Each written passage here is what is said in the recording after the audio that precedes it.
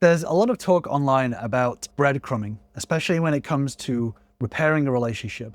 Breadcrumbing is something that is spoken about a lot, but I feel like a lot of people misunderstand it and make it out to be something very different from what it actually is. So in today's video, I want to talk about breadcrumbing. Understanding this is going to allow you to cultivate the relationship that you're looking for. So for those of you who don't know, the kind of textbook definition of breadcrumbing is a dating and relationship manipulation tactic where someone gives you just enough sporadic, non-committal attention, which is the crumbs, the breadcrumbs, to keep you interested, but with no real intention of progressing the relationship. Basically, it's kind of a way to string someone along, keeping them as an option rather than a priority. The thing is that when it comes to breadcrumbing, a lot of people misunderstand it. So yes, there can be signs of inconsistency when it comes to building a relationship or repairing a relationship, trying to get an ex back, trying to repair your marriage from a separation. There can be things that can be seen as this manipulation. It can feel a little bit confusing and trying to read into what this is, but I think a lot of people misread what it is and usually use this idea of breadcrumbing as a way to walk away from this person. So this is hot and cold behavior or inconsistency from a partner. So let's break down what are these sort of inconsistent hot and cold actions that we can see, and we'll talk a little bit more about what they actually mean in a second. So inconsistent communication. So maybe talking all day, but then there's just like long bouts of silence followed by just a hey or something like that. Basically ups and downs of communication. It's never consistently just the same thing over and over. So this inconsistency can feel like you're being strung along. Or vague plans. So maybe they suggest hanging out or you suggest hanging out, but when you actually try to nail down a specific day, time, location, whatever it is, the conversation kind of slows. I don't know why I spelt it with an E there. Sorry about the spelling mistake there. The conversation slows or they stop responding. So these plans never come to fruition. Or maybe there's like distance communication. A lot of people can see this as breadcrumbing. So not asking about your actual life. They're still communicating from a distance. They're liking your Instagram stories or Facebook or whatever the latest social network is, or sending you random low effort memes and check-ins or whatever it is. So it's not deep conversation. It's shallow surface level distance communication. Or there's a hot and cold loop. So just as things start to get close, they start to pull away. But the moment you step away or start moving in a different direction, suddenly they start to be pulled towards you and want to keep you on the hook. So that this can be this hot and cold loop, this up and down kind of inconsistent communication or affection. But these actions, when people talk online about breadcrumbing, these actions assign everything to essentially one intent, that they are intentionally manipulating you. They have zero interest in taking things further. Essentially, you're just on a hook and it's never going to progress anywhere. I can understand why it would seem that way. And on the surface, it makes sense, right? This idea is like, if they really loved you, if they really liked you, especially if they're maybe an ex-partner or you're trying to repair a relationship, it's kind of like, if they really wanted to repair the relationship, they would be more consistent. They put in more effort. I've actually done a deeper dive video on this, especially when it comes to relationship repair, why they don't fight for the relationship, even though they care. So definitely check out that video, which I'll link on the screen and down below. But just in general, this idea of breadcrumbing as a manipulation tactic is usually wrong. It's usually actually something else. So one of the first things that it can be is this vacuum of kind of leadership. We talk a lot about leadership in relationships on this channel. Really, leadership is not about control. It's not about forcing someone to do something or anything like that. But oftentimes, if you have a lack of direction for the relationship, so you don't have a clear vision, view, plan, etc., oftentimes, if someone seems like they're breadcrumbing, they're often matching your lack of direction. So not being kept on a leash, but waiting for someone to set a definitive destination. Like, where are we going? What are we doing? How is it going to happen? So if you're not steering the ship, then usually what happens is the relationship just drifts, and that's what feels like breadcrumbing. So having vague plans, having vague definitions of what the relationship is, what you want, the direction that you want to go, vague availability. When you're vague with how you speak, what you do, how you do things, saying, oh, we should hang out sometime. If you're vague in what you do, then oftentimes you're handing off that mental load, that cognitive energy of planning, of moving the relationship forward onto your partner or your ex-partner. And oftentimes they can step back because you haven't stepped up and you haven't started to really lead the direction of the relationship in a very powerful way. People fall into this trap, especially with repairing a relationship, of asking for permission, of sort of waiting. But internally, having a clear, concrete plan, a clear direction, long-term, is going to help you to remove this leadership vacuum and stop this breadcrumbing kind of responses. But the second principle that I want to look at is something that we call the mirror principle. So the mirror principle, not to dig too deep into it here, is essentially receiving the same energy that you put out there.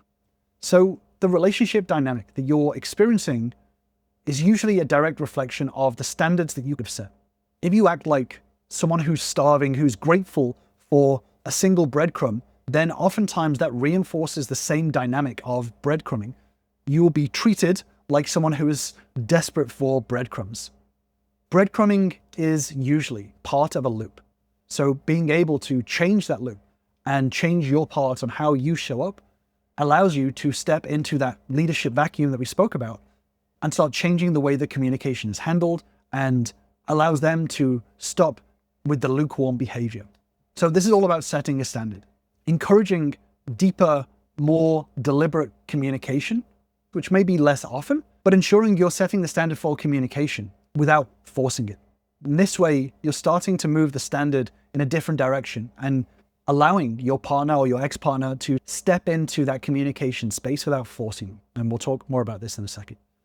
But most of all, oftentimes when it comes to this idea of breadcrumbing, there's usually a low stakes holding pattern. So sometimes people sit there saying, I'm being breadcrumbed, but you haven't given them anything to say yes or no to. You haven't been very deliberate with your actions or your intentions. So oftentimes it's not breadcrumbing. It's not being kept on a hook. You just haven't really given any sort of decisions to say yes or no to. Being able to be deliberate with asking when to hang out or how to hang out, being clear with what you would like, but again, giving the autonomy for them to choose. And in this way, over time, what you're doing is that you're changing the communication style to be a lot more deliberate, to actually start having real conversations rather than trying to protect your ego by not being bold, by holding off and being scared to rock the boat. Basically, this holding pattern is usually reinforced by your actions. If they don't feel like they're making an effort and you're too scared to even rock the boat and start changing the conversation dynamics, then you stay in this holding pattern forever. Keeps everything in this comfortable gray area and nothing moves. So this illusion of safety is killing the momentum. The more you stay ambiguous, it feels like you're avoiding rejection, but in reality, you're extending the dynamic even further. So it's really important to break out of this constant loop and start to head in a much stronger direction. So how do we move past breadcrumbing? How do we do this? How do we break this constant loop and start moving in the right direction without scaring your partner away? Obviously, this is a YouTube video, so I can't go fully into it. But this is what I work on with members, is breaking out of this loop and actually taking the relationship in a very strong direction, whether it's repairing the relationship, starting a new relationship from scratch. It's important to have a very, very clear vision as to how to move the relationship forward. And that takes many different skills, but skills that are learnable nonetheless. So if you do want to join us and start that journey yourself, then join my relationship bootcamp. This is where all my members start, where you can learn the fundamentals of relationships, understanding how to start setting that standard and start moving it forward long term. I'll leave a link in the description if you want to grab your spot. So moving past breadcrumbing, how do we do this? The very first step is always killing this victim mentality. You know, when people think about breadcrumbing, they feel like they're a victim of manipulation. That's how it's put out there, is breadcrumbing is someone controlling you and telling you what to do and forcing you into this position. The more you see it that way, the more you will feel like a victim of other people. The more you allow yourself to be a victim of other people, the more you paint them as the villain and you as some victim of this difficult situation. But that doesn't help. All that does is create more distance. And it also disempowers yourself from taking the bold steps to move things in a very strong direction. So stop labeling yourself as a victim and start to reclaim your power. Recognize that you're choosing to tolerate certain dynamics. If you're not changing the relationship dynamics, you're accepting them. So taking that responsibility to start changing the dynamics from a place of confidence and from a place of skill is going to be the first step to changing those dynamics. It's all about changing the dynamics, not in a way as a victim, but as a way as a leader, as someone who is doing things from a very high standard, regardless of whatever the situation is. The next thing is defining your identity and your blueprint for the relationship. So understanding who you are and what you want in a relationship. This is really, really important to start to define what is a strong relationship. What are the relationship skills? What are the standards? And how are you going to do it? Establishing your kind of personal code and designing your ideal relationship blueprint is going to be the way to move it forward. So start putting down onto paper, what do good conversations look like? What are deep conversations? What are connective conversations? All of these things are going to be really important for you to start moving the relationship forward and start changing the communication patterns between you both and start setting a very different direction for the relationship, getting out of this holding pattern, which leads us to moving the situation out of this gray zone. So start to eliminate this ambiguity of the situation by giving yourself more radical clarity. Start being decisive and welcoming definitive answers. You know, raising the difficult questions and the difficult conversations is usually what people avoid. But the less you do that, the less feedback you're going to get, the less you're going to be able to move the relationship in the right direction.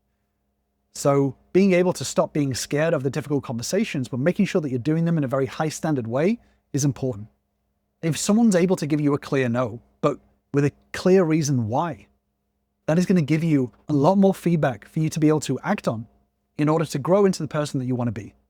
So having a clear no with understanding the reasons why is better than a lifetime of just maybe, of just sitting in this gray area. This all involves changing the emotional environment, raising the standard of the emotional environment. So this is all about initiating the standard of the emotional environment yourself, leading by example and demonstrating very high value intent and setting that pace, being able to learn the skills, to communicate, to validate, to be able to start the process of building a relationship is going to be really important and help you to raise those conversations. I've actually done a deeper dive video on this, but being able to have very high standards for the relationship is not about controlling or forcing, but it's about inspiring through leadership. And in living those standards yourself is going to be important for you to hold the line from a place of collaboration, being able to take the relationship to a place of a very high standard through your own leadership. And again, setting high standards from a relationship is going to allow both of you to collaborate on how to get there and get you out of this breadcrumbing gray zone and into a direction that is good for both of you and to build a relationship from scratch. Anyway, I'm not going to dig into it here. I'll leave you with that deeper dive video and I will see you over there.